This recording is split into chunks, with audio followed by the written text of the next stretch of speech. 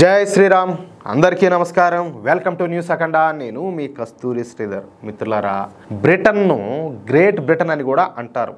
ఈ గ్రేట్ అనేది వాళ్ళు గొప్పగా పెట్టుకున్నటువంటి పేరు అన్నమాట. ఇక ఈ గ్రేట్ బ్రిటన్ రాజధాని వచ్చేసి లండన్. ప్రపంచంలో వైశాల్యం పరంగా అతి పెద్ద నగరం ఈ లండనే. ఇక ఈ గ్రేట్ బ్రిటన్ను యూకే అని కూడా అంటారన్నమాట. యూకే అంటే యునైటెడ్ కింగ్డమ్ అని చెప్పేసి అర్థం. అంటే ఈ ప్రపంచంలో మేము తోపులము, మాకు ఎదురంటూ ఎవరూ లేరని చెప్పేసి అర్థం వచ్చేటట్టు ఈ బ్రిటన్ వాసులు తమ దేశం పేర్లు అయితే పెట్టుకున్నారు. ఇక తమది సూర్యుడు అస్తమించినటువంటి బ్రిటిష్ సామ్రాజ్యంగా ఈ బ్రిటన్ వాసులు అయితే చెప్పుకొని తిరుగుతూ ఉంటారు. సరే, అందులో నిజం కూడా లేకపోలా. ఎందుకంటే గత 1000 సంవత్సరాల కాలంలో ఈ బ్రిటిష్ వాళ్ళు ప్రత్యక్షంగా కానీ లేదా పరోక్షంగా కానీ ప్రపంచంలోని 120 దేశాలకు పైగా దేశాలను అయితే పరిపాలించినారు. అంతెందుకు, ప్రపంచ సూపర్ పవర్ అయినటువంటి అమెరికాను కూడా ఈ బ్రిటన్ దేశమే పరిపాలించింది. మన దేశం కంటే ముందుగానే ఈ బ్రిటిష్ వాళ్ళు అమెరికాను కూడా ఆక్రమించుకొని పరిపాలించారు. చూడండి ఒకసారి, వాళ్ళ కథ ఏందో మీరు లెక్కేయండి మీరే.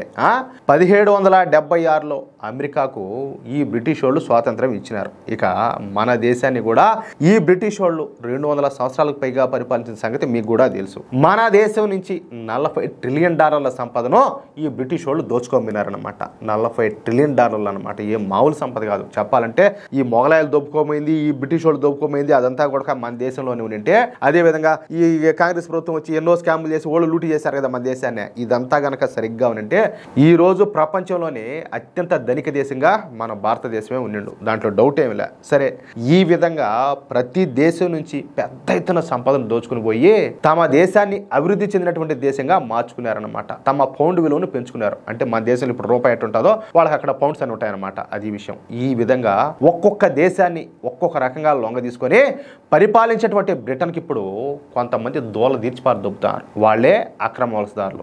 ఈ అక్రమ వలసదారుల్లో 99% మంది ముస్లింలే ఉంటారు. ప్రతి సంవత్సరం కూడా వివిధ ముస్లిం దేశాల నుంచి లక్షల మంది వరకు ఈ అక్రమ వలసదారులు బ్రిటన్లోకి ప్రవేశించి అక్కడ రాజభోగాలు అనుభవిస్తారు. చూడండి, బ్రిటన్లో తమ ఇష్టం వచ్చినట్టు చలాయిస్తారు. తమ దారికి అడ్డొచ్చేటటువంటి స్థానిక బ్రిటిష్ వాళ్ళను తొక్కి పారేస్తారు. అవసరమైతే ఈ స్థానిక బ్రిటిష్ వాళ్ళను హత్యలు చేయడం, ఈ బ్రిటిష్ ఆడవాళ్లను అత్యాచారాలు చేయడం, చిన్న చిన్న ఆడబిడ్డలను కూడా చూడడం లేదు, చిన్నపిల్లల మీద కూడా అత్యాచారాలు చేస్తారు. ఇకపోతే బ్రిటన్లో దోపిడీలు, దొంగతనాలు చేయడం, డబ్బుల కోసం హత్యలు చేయడం వంటివి చేస్తూ ఉన్నారనమాట. కానీ ఈ బ్రిటిష్ ప్రభుత్వం మాత్రం ఈ అక్రమ వలసదారులను వెనకేసుకొని వస్తుంది. నువ్వు ఊరికే కలర్ ఆధారంగానో లేకపోతే బ్యాక్గ్రౌండ్ ఆధారంగానో మీరు అమలు చేస్తే ఒప్పుకోని చెప్పేసి వాళ్ళని ఈ గలీజ్ మూడు కూడా వెనకేసుకొని వస్తారు. అంటే కరం పట్టింది అని ఊహాలంగా ఇంకేం చెప్పాలి ఇంకా దానికంటే. ఉదాహరణకు ఇప్పుడు మన దేశంలోని ఈ సూడో సెక్యులర్ ప్రభుత్వాలు, ఈ సూడో సెక్యులర్ సన్నాసులు కదా ఈ బంగ్లాదేశ్ మియా ముస్లింలను, మయన్మార్ రోహింగ్యా ముస్లింలను ఏ విధంగా వెనకేసుకొని వస్తున్నారో అచ్చం అదే విధంగా అన్నమాట. అర్థమవుతుందా?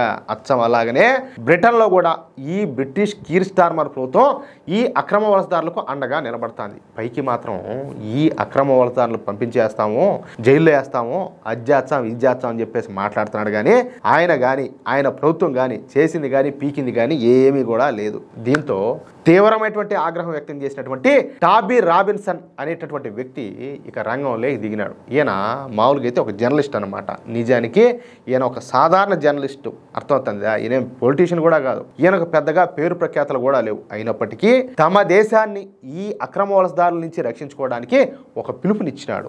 జాతీయవాదులంతా కలిసి లండన్లో ర్యాలీ చేద్దామని చెప్పేసి సోషల్ మీడియాలో పోస్ట్ ఒకటి పెట్టాడు. అంతే, ఆశ్చర్యకరంగా ఈ టామీ రాబిన్సన్ పిలుపును అందుకుని ఏకంగా లక్షల మంది బ్రిటిష్ వాళ్ళంతా కూడా ఈ ర్యాలీలో పాల్గొన్నారు. ఊహకందని రీతిలో 1,15,000 మంది తెల్ల జాతీయులు అంటే స్థానిక బ్రిటిష్ వాళ్ళంతా కూడా ఈ ర్యాలీలో పార్టిసిపేట్ చేశారనమాట. చూడండి, అసలు బ్రిటన్ లాంటి అభివృద్ధి చెందినటువంటి దేశాలలో 10,000 మంది పోగు కావడం అంటేనే చాలా కష్టం. కానీ ఈసారి లండన్లో ఏకంగా 1,15,000 మంది స్వచ్ఛందంగా వచ్చి పాల్గొనడంతో అక్రమ వలసదారులకు అండగా నిలుస్తున్నటువంటి ఈ బ్రిటిష్ ప్రభుత్వానికి ఫీజులు ఎగిరిపోయినాయి. అది విషయం. ఇప్పుడు మామూలుగా మన దేశంలోనే తీసుకుందాం.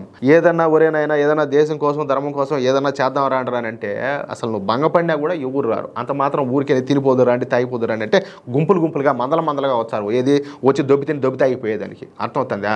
మంచి కోసం పిలిస్తే ఎవడు కూడా రాడు. కానీ ఆల్రెడీ అది అభివృద్ధి చెందినటువంటి దేశం. అక్కడ కొన్ని వేల మంది పోగవాలంటే కష్టం. అలాంటిది లక్షల మంది పోగైనారంటే ఈ అక్రమ వలసదారుల వల్ల వాళ్ళు ఎంత టార్చర్ అనుభవిస్తూ ఉంటారో దాన్ని బట్టి మనం అర్థం చేసుకోవచ్చు. ఇక ఏం చేయాలో అర్థం కాని పరిస్థితి అయితే ఈ బ్రిటన్ ప్రభుత్వానికి వచ్చేసింది అనమాట. ఇక లండన్లో భారీ ర్యాలీ నిర్వహించేటువంటి స్థానిక బ్రిటిష్ వాళ్ళు దాదాపుగా 4 గంటల పాటు పెద్ద ఎత్తున స్లోగన్లు ఇస్తా ఈ లండన్ నగరాన్ని అంతా కూడా దడదల్లాడిచ్చేశారు. తమ దేశం తమకే కావాలని, ఇమీడియట్గా ఈ అక్రమ వలసదారులను వెళ్ళగొట్టాలని, మా కష్టంతో కట్టేటటువంటి పన్నులను అక్రమ వలసదారులకు దోచిపెట్టడానికి ఎంత మాత్రం కూడా వీల్లేదని చెప్పేసి పేర్కొంటా వాళ్ళ బాధనంతా కూడా వెళ్ళగక్కినారు.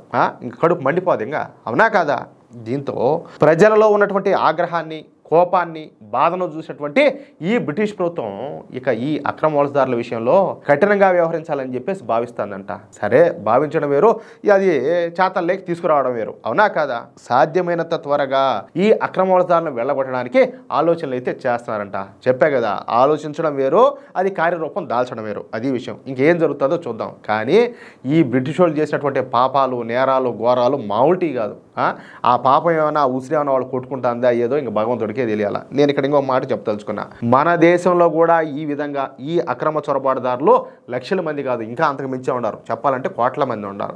మనం కూడా ఈ విధంగా దేశానికి అండగా నిలబడకపోతే, దేశం కోసం అందరం ఒకటి కాకపోతే ఈ అక్రమ వలసదారులంతా కూడా రేపు పందులు నిన్నట్టు పిల్లలు నీళ్ళు పారదొబ్బి ఈ రోజు 1-2 కోట్ల మంది ఉండేవాళ్ళు రేపు వీళ్ళే ఇంకా ఒక్కొక్కరు 10 మంది నీళ్ళు పారదొబ్బినారంటే రేపు 20-30 కోట్ల మంది అవుతారు. మళ్ళీ మన సంఖ్య దూకాలేక మనం పోయి. ఎందుకంటే చివరకు బంగ్లాదేశ్ ప్రధానికి కూడా మన దేశం ఆశ్రయం ఇచ్చింది. కానీ మనకు ఆశ్రయం ఇచ్చేదానికి ఎవరు కూడా ఈ ప్రపంచంలో సిద్ధంగా లేరు. అది కాబట్టి మనమే కట్టుకోవాలా, మన దేశాన్ని మనమే కాపాడుకోవాలా, అది ప్రతి ఒక్కరు గుర్తించుకోవాలా, అది విషయం. మిత్రులారా, ఈ న్యూస్ కనుక మీకు నచ్చినట్లయితే ఖచ్చితంగా ఈ న్యూస్ను నలుగురికి షేర్ చేయండి. అలాగే ప్రతి ఒక్కరూ కూడా మీ యొక్క అమూల్యమైనటువంటి అభిప్రాయాలను కామెంట్ రూపంలో తెలియజేయండి. ఇంకో విషయం ఏంటంటే, ఇంతవరకు మీరు కనుక మన ఛానల్ను సబ్స్క్రైబ్ చేసుకున్నట్లయితే ప్రతి ఒక్కరు కూడా మన ఛానల్ను సబ్స్క్రైబ్ చేసుకోండి, సపోర్ట్ చేయండి ప్లీజ్. జై శ్రీరామ్, జై హింద్.